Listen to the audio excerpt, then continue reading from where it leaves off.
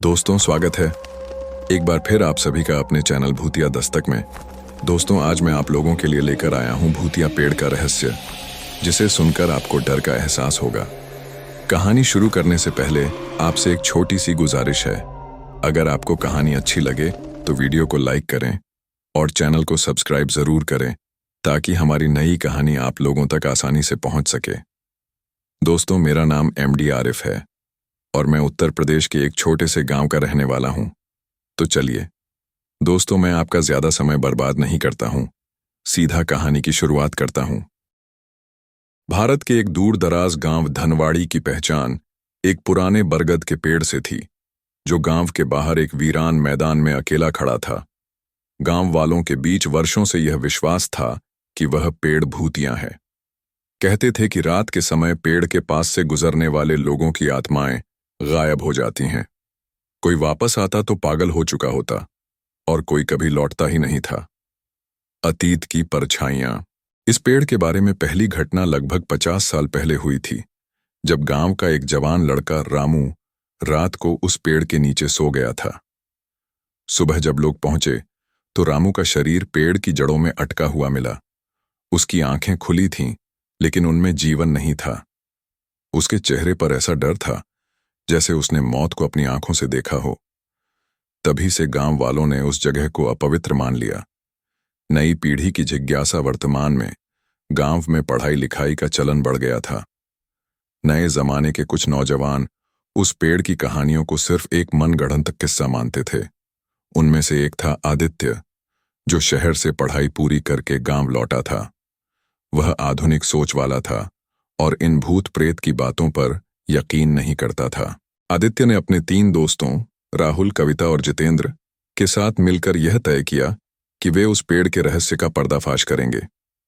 उन्होंने योजना बनाई कि अगली पूर्णिमा की रात वे उस पेड़ के पास जाएंगे और वहीं रात बिताएंगे। पूर्णिमा की रात जैसे ही रात हुई, चारों अपने कैमरे, टॉर्च और जरूरी सामान लेकर पेड़ की ओर चल पड़े। गांव वालों ने उन्हें रोका, समझाया, डराया, लेकिन वे नहीं माने। आदित्य हंसते हुए बोला, अगर पेड़ में भूत है तो मैं उसे कैमरे में कैद कर लूंगा और तुम्हें दिखाऊंगा कि यह सब सिर्फ वहम है। पेड़ के पास पहुंचकर उन्होंने टेंट लगाया, आग जलाई और कैमरे चालू कर दिए। शुरू में सब सामान्य था, हल्की हवा, झींगुरों की आवाज और दूर कहीं उल्लू की चीख। लेकिन रात के ठीक 12 बजे हवा तेज होने लगी। आग खुद ब खुद बुझ गई। टॉर्च की रोशनी झपकने लगी और कैमरे की स्क्रीन धुंधली हो गई। अदृश्य शक्तियां कविता को अचानक महसूस हुआ कि किसी ने उसके कंधे पर हाथ रखा है। वह घबरा गई और चिल्लाई, लेकिन पीछे कोई नहीं था।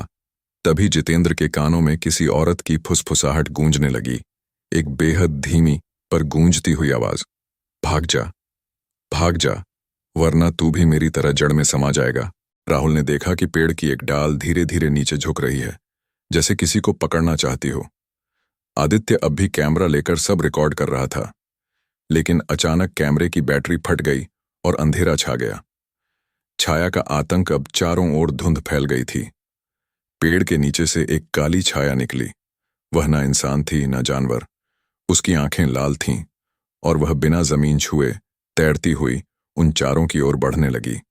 आदित्य ने अपनी जेब से तुलसी की माला निकाली और जोर जोर से हनुमान चालीसा पढ़ने लगा, लेकिन छाया रुकने का नाम नहीं ले रही थी।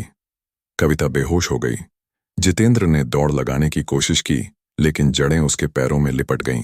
राहुल किसी तरह आग जलाने में सफल हुआ, और जैसे ही आग की रोशनी पेड़ पर पड़ी, वह छाया दर्द से चीखती हुई पीछे हट गई। यह देखकर आदित्य ने जल्दी से आग के चारों ओर गोला बना दिया और अपने दोस्तों को भीतर खींच लिया। पुराने राज का खुलासा सुबह होने पर गांव के कुछ लोग उन्हें ढूंढते हुए वहां पहुंचे। चारों बदहवास, डरे हुए, लेकिन जिंदा थे।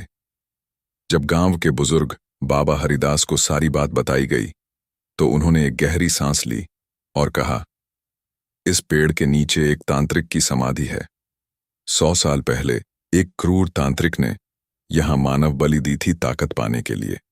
वह यहीं मारा गया, लेकिन उसकी आत्मा पेड़ में बस गई। तभी से यह पेड़ नरबलि मांगता है। हर पूर्णिमा को उसकी आत्मा जागती है।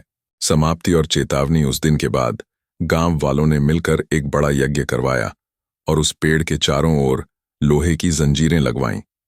अब भी वह पेड़ वहां खड़ा है, सूखा, टूटा हुआ, लेकिन उसकी शाखाएं अब भी हवा में डर पैदा करती हैं। आदित्य और उसके दोस्त गांव छोड़कर चले गए, लेकिन उन्होंने कभी उस रात के बारे में दोबारा बात नहीं की। और आज भी अगर कोई पूर्णिमा की रात उस पेड़ के पास जाता है तो हवा में अब भी वह तांत्रिक की फुसफुसाहट सुनाई देती है, एक और आत्मा चाहिए।